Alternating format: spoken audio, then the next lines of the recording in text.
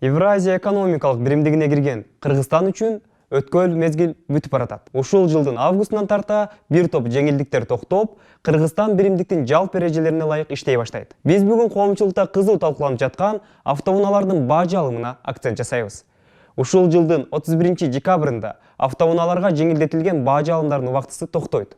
2020 жылдын 1-январынан тарта ЭЭПтин тарифтери күчүнө кирет. Ушуга байланыштуу мамлекеттик бажы кызматы кыргызстандыктарды автоунааларды 3-өлкөлөрдөн алып келүүнү алдын ала пландоого чакырат.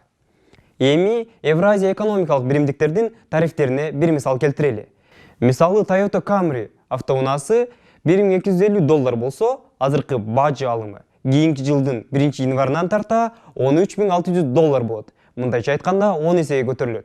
Эскерте кетели, бул тарифтер 3-өлкөлөрдөн келген автоунааларга тиешелүү. Мисалы Япония, Германия, Кореядан чыгарылып, бизге алынып келген автоунаалар жөнүндө кеп болуп жатат. Макул, тарифтер ушундай кымбат болсун, бирок ошол акчалар кайда түшөт деп биз экономика министрлигине кайрылдык. Алардын айтымында негизи бажы төлөмдөр качан биз бүтүн ЭЭПтин төлөмдөр трафигин кабыл алганда, бүт акча ЭЭПтин бюджетине түшөт. Анан ал бюджеттен бизге бөлүнөт. Ал жерде Кыргызстандын үлүшү 1,9%.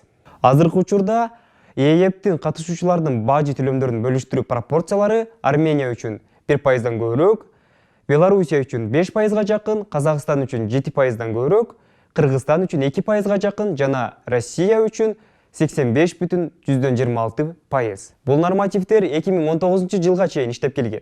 ЭЭПтин акыркы чогулушунда ушул эле тарифтердин иштөө мөөнөтүн узартуусун үчүн Беларусь мамлекетинин лидери колдободу. Анын айтымында нормативдердин иштөө мөөнөтүн узартуу Белоруссияга эч кандай пайда алып келбейт. Ошон үчүн колдой албайбыз. Бул биздин мамлекеттердин мүмкүнчүлүктөрүн чектейт. Ошон үчүн калыс чечим чыгаруу үчүн бүт күчүбүздү жумшоону суранат элем, деди. Эгер видео жаккан болсо лайк басып, бөлүшкөндү унутпаңыз.